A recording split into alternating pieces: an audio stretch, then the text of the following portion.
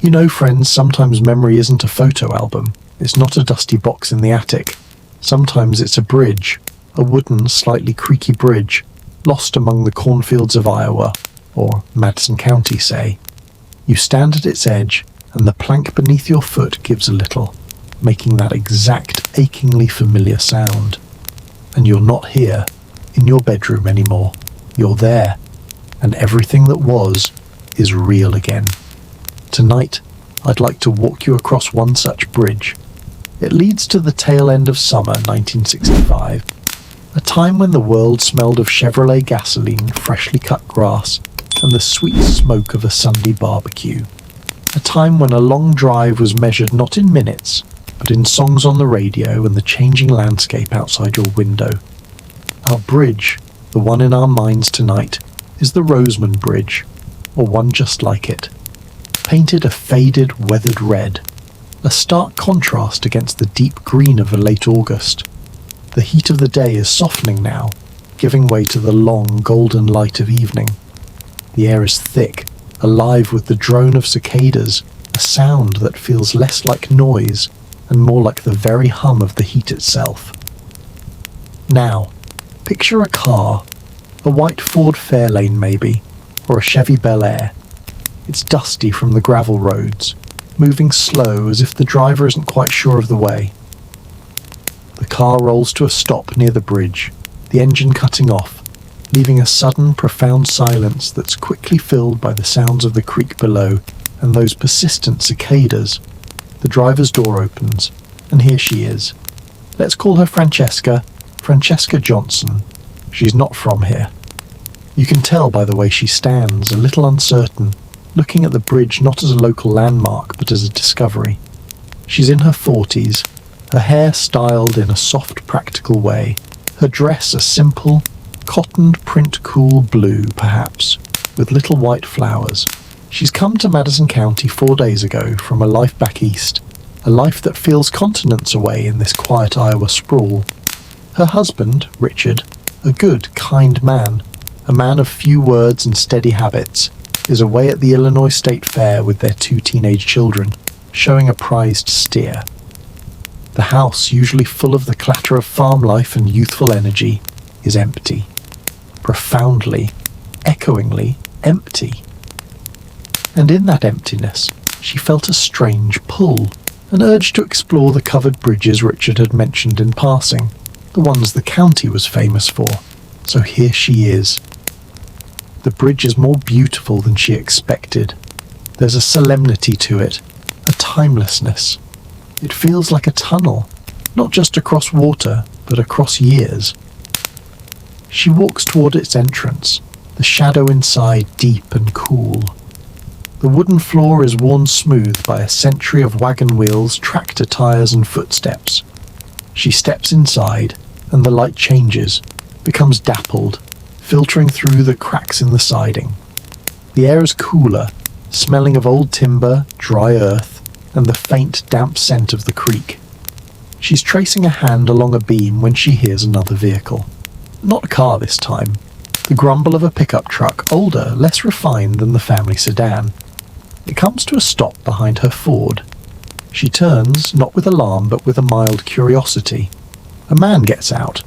He's tall, lean, wearing jeans and a faded denim shirt, the sleeves rolled up to his elbows. He has a camera bag slung over his shoulder, and he holds a professional-looking camera, a Nikon F perhaps, with a casual, familiar grace. He moves with an easy confidence that isn't cocky, just assured. His hair is a little long by Madison County standards, touched with grey at the temples. His face is tanned, lined from years spent looking into sun-drenched distances. He nods to her, a small, polite gesture. "Afternoon," he says. His voice is calm, a little gravelly, like stones in a slow-moving stream. "Good afternoon," Francesca replies, her own voice sounding strangely formal in this quiet place. "Hope I'm not disturbing you," he says, his eyes already scanning the bridge, the light, the angles. "I'm here for the National Geographic, photographing the covered bridges for a piece." "Oh," she says, surprised. "National Geographic. There was a magazine that lived on her coffee table, a window to pyramids and rainforests and Arctic tundras. It felt utterly foreign here, on this gravel road. "No, you're not disturbing me, I was just looking." He offers a small smile. "They're worth looking at. This one's a beauty. The way the light slants through there, just before sunset." He doesn't finish the sentence, just raises his camera slightly as if already framing the shot in his mind. "Name's Robert Kincaid." "Francesca Johnson," she says. "My husband's family farms a few miles from here." "Nice country," he says, but his gaze is back on the bridge. It's not dismissive, it's just the focused gaze of a man who sees the world through a lens. "Quiet." "Yes," she says. "Very." He walks past her into the belly of the bridge, his boots making soft thuds on the wood. He stops, sets his bag down with a quiet efficiency and begins to work. There's no fuss, no drama. He just becomes part of the scene. He studies, he waits, he shifts position slightly. Francesca watches, fascinated. She's never seen anyone work with such quiet intensity. Richard's work was with animals, with soil physical, tangible, with clear results. This was different. This was about capturing light, shadow, a feeling. He looks up, catching her eye. He doesn't seem bothered by her observation. "It's like the bridge is holding its breath," he says, almost to himself, waiting for one perfect moment of light to tell its story. "What story does it tell?" she asks, surprising herself with the question. He lowers his camera for a moment, considering. A story of passage, of people going from one side to another, of rain sheltered from deals made in the shade, first kisses stolen out of sight of the road. He looks at her directly then, and his eyes are a pale, clear blue. All the small, important things that happen in between. Something in his words, in the way he said them, touches a place in her she'd forgotten existed. A place that thought about things like stories in bridges, about light and shadow, about the poetry of in-between spaces. Her life was all sides, the farm, the house, the chores, the family. The in-between was just something to get through. "Would you—" he begins, then hesitates, a slight awkwardness breaking his professional demeanour. "Forgive me, but would you consider walking through the bridge? From one end to the other, just at your own pace. It would give the photo a sense of scale, a human element, only if you're comfortable." Francesca feels a flutter of something, nervousness, excitement. She isn't sure. It was such a simple request. And yet, to be part of a photograph for National Geographic, to walk into this man's focused artistic world, even for a moment. "All right," she says, her voice softer now. "Just be yourself," he says. "Look at the creek, or the light at the other end. Don't mind me." She walks to the far entrance, feeling his presence, though she isn't looking at him. She takes a breath, the warm, honeyed air of the outside, then steps back into the cool shadow. She walks slowly, her footsteps echoing gently. She does as he said. She looks down at the creek, sparkling where the light hits it. She looks toward the far end, at the square of golden light that is the exit. She feels, for the first time in years, seen. Not as Richard's wife, or the kid's mother, or the woman who brings the pie to the church social, but as a shape in a landscape, a story in a frame. The shutter of his camera clicks. It's not a rapid machine gun fire, it's deliberate, spaced apart. Click. A pause while he winds the film. Click. She reaches the other end, stepping back into the sunset light. She turns. He's lowering the camera, a look of quiet satisfaction on his face. "Thank you," he says. "That was perfect. You gave it just what it needed." "What did it need?" she asks, walking back toward him. "A witness," he said simply. "Someone to walk its length and acknowledge its purpose." The simplicity of it, the depth of it, left her silent. They stood there for a moment in the growing gloom of the bridge. The cicadas' song outside seemed to swell. "I have 3 more bridges to find before dark," he said finally, gathering his gear. "The maps here are charmingly vague." A thought, impulsive and utterly unlike her, formed in Francesca's mind. It came from that empty, echoing house, from the 4 days of solitude, from the way this stranger had just made a wooden bridge feel like a cathedral. I know where they are," she heard herself say. "The bridges. I have a county map at home, and I was planning to see them myself. I could show you, if you'd like a guide." Robert Kincaid looked at her, really looked at her, for a long moment. He wasn't assessing the offer for practicality alone. He was seeing her.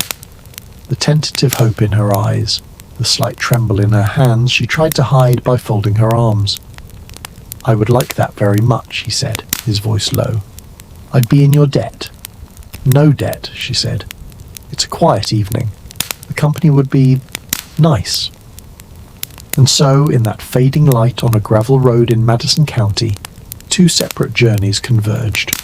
He followed her white Ford in his dusty pickup truck, back to the farmhouse at the end of the lane. The house stood silent, waiting. She made iced tea, the glasses sweating in the humidity. They sat at the kitchen table, the map spread between them, their fingers occasionally brushing as they pointed out routes. He talked of the world of the smell of spices in Marrakesh, the silence of the Australian outback, the mist on the hills of northern Japan. She talked of the land of the turning of the seasons, of the stubbornness of a particular rose bush by the porch, of the way the light fell across her kitchen table in the morning. It was just conversation. And yet, it was a conversation her soul had been starving for. He listened, not just to her words, but to the spaces between them. He asked questions, not practical ones, but questions about what she thought, what she felt, what she dreamed about before she was Francesca Johnson, farmer's wife. As the sky turned to indigo and the fireflies began their silent, sparkling dance over the lawn, he knew he should go. He had a motel room in Winterset, but neither of them moved. "The light will be good again tomorrow morning," he said, his voice barely above a whisper, "at the Holywell Bridge, around sunrise." "I could make breakfast," she said, the words leaving her lips before her mind could censor them. "Before you go, it's on your way." A slow, deep smile touched his eyes. "What time?" "Sunrise," he nodded. He stood to leave, his tall frame seeming to fill her kitchen doorway. He didn't try to touch her. He just looked at her, and in that look was an acknowledgement of the profound, unspoken thing that had settled in the space between them over the course of a single, ordinary, extraordinary evening. "I'll see you at the bridge, Francesca," he said. And he was gone. The sound of his truck faded into the Iowa night, leaving only the crickets and the deafening beat of her own heart. She didn't sleep that night. She sat on the porch swing, wrapped in a shawl, watching the stars wheel overhead. She thought of Robert, of his restless spirit, of the roads he'd travelled, and she thought of Richard, solid, dependable Richard, who was at that moment probably sleeping soundly in a fairgrounds dormitory, thinking of the price of cattle. Who was she? The question, dormant for 2 decades, roared to life. Was she the woman who made meatloaf on Tuesdays and weeded the garden? Or was she the woman who could discuss poetry with a wandering photographer who felt her spirit stir at the mention of a Japanese mist? She was at the Holywell Bridge before dawn, a picnic basket in hand. The world was grey and soft, the air cool and damp with dew. He was already there, his camera trained on the eastern horizon, where a faint pink was beginning to bleed into the dark. He turned as she approached, and the smile he gave her was the sunrise itself. They didn't speak much. They ate the eggs and toast she'd brought, sipped hot coffee from a thermos, and watched the world ignite in gold and orange. He took his photographs. She watched him work. It was a silent communion. That day, and the next 3, unfolded in a similar dreamlike rhythm. He would photograph. She would accompany him, sometimes posing, sometimes just being there. They talked of everything and nothing. They shared stories like gifts. They drove down empty back roads with the windows rolled down, the humid air rushing in. Once they stopped by a creek, and he showed her how to see the perfect reflection of a sycamore tree in the water, turning the world upside down and making it new. On the fourth day, a soft, warm rain began to fall. They were at the cedar bridge. The rain drummed a peaceful rhythm on the wooden roof, enclosing them in a private, fragrant world of wet earth and old wood. The world outside the bridge openings was a shimmering grey-green curtain. He was leaning against the siding, not photographing, just watching the rain. She stood a few feet away, her arms wrapped around herself. "Francesca," he said, his voice barely louder than the rain. He didn't look at her. "Yes, Robert. I have to leave the day after tomorrow. The assignment is done." The words landed like stones in the quiet space. She had known this was coming. The knowing did nothing to soften the blow. "I know," she whispered. He turned to look at her then, and his face was a landscape of conflict, wonder, and sorrow, all mixed together. "In 4 days," he said, you have upended my entire world. I came here to photograph bridges. I found a home." Tears welled in her eyes, blurring the rain-streaked view of the fields. "This isn't my home, Robert. Not really. It's my life. There's a difference. Come with me." The words hung in the damp air, simple, impossible, and utterly devastating. She closed her eyes, seeing not the bridge, but her children's faces. Charlie's lopsided grin, Carolyn's serious eyes. She saw Richard's rough, capable hands, the way he looked at her with a steady, unquestioning love. She saw the community, the church, the life they'd built, a life of responsibility, of promises kept, of a love that was deep and quiet like the roots of an oak, not wild and blazing like a forest fire. "My family," she began, her voice breaking. "I know," he said, the pain raw in his voice. "I know. God, I know.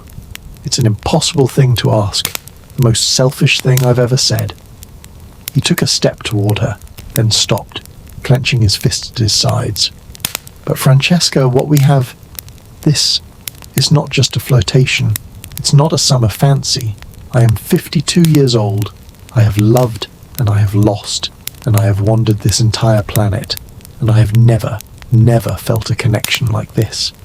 It's as if my entire life was a sentence, and I've just found the verb." She was crying openly now, the tears mixing with the fine mist drifting into the bridge. "And if I go, Robert, what is the sentence of the life I leave behind?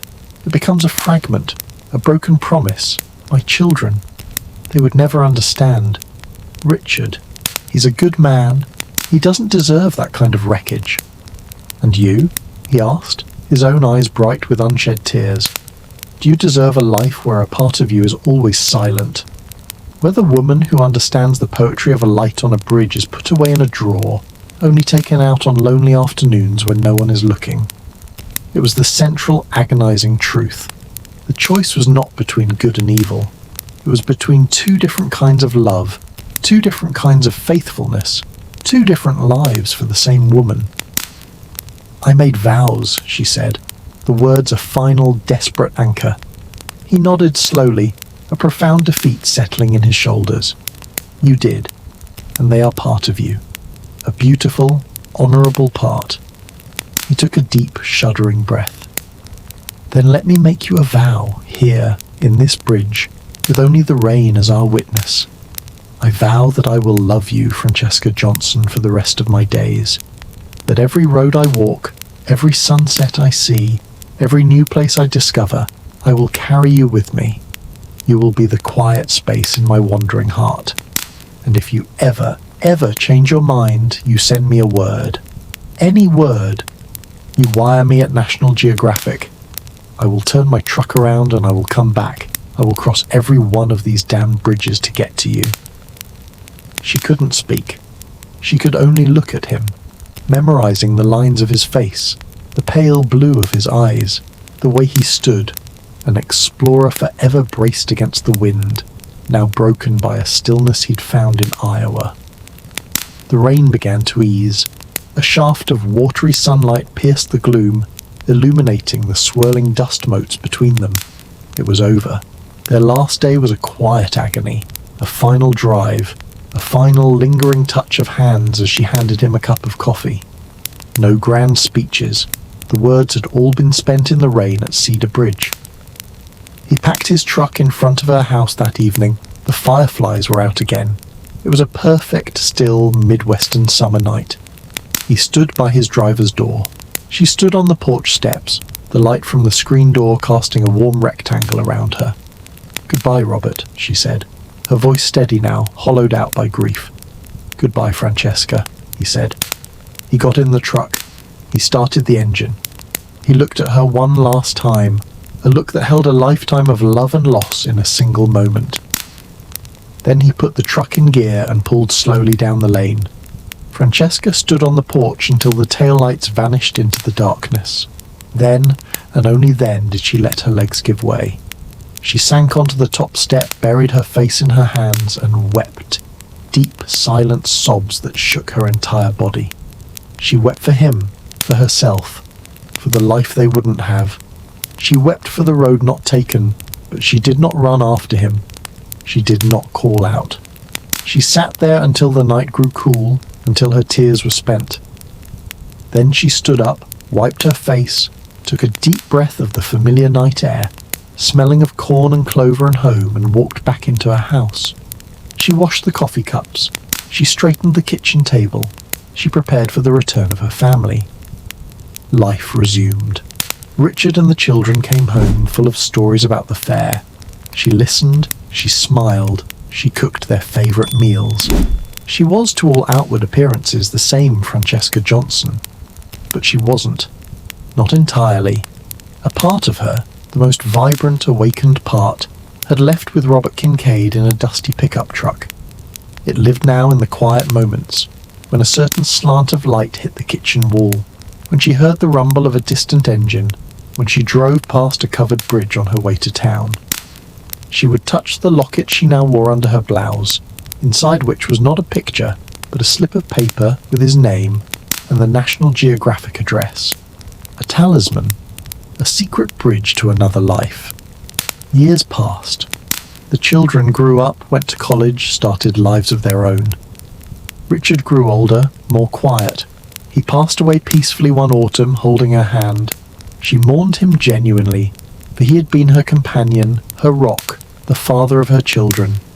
Hers was a life of love, of service, of deep, abiding respect. After Richard's death, when she was truly alone in the old farmhouse, she did think of sending that wire. She would take out the locket, hold the worn paper, and imagine it. But she never did. It wasn't just the fear of scandal or what people would say. It was the understanding that the 4 days with Robert were perfect, precisely because they were contained, like a beautiful, tragic novel with a set number of pages.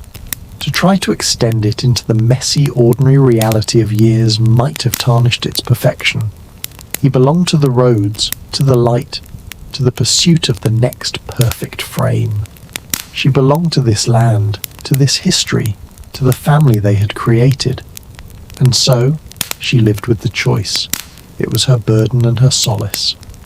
The great quiet love of her life was not the one she shared a roof with for decades, but the one who passed through like a comet, illuminating her entire sky for 4 brief eternal days, and then vanishing, leaving only the memory of the light and the certainty that it had been, gloriously, real. She died an old woman, in the same bed she'd shared with Richard. Her children and grandchildren were around her. Her last sight as she closed her eyes was not of the room, but of a faded red bridge in the golden light of an Iowa evening, and a tall, lean man with a camera turning to smile at her. And in that final moment she walked across the bridge, not from one side to the other, but from then to now, and found that they were finally the same place.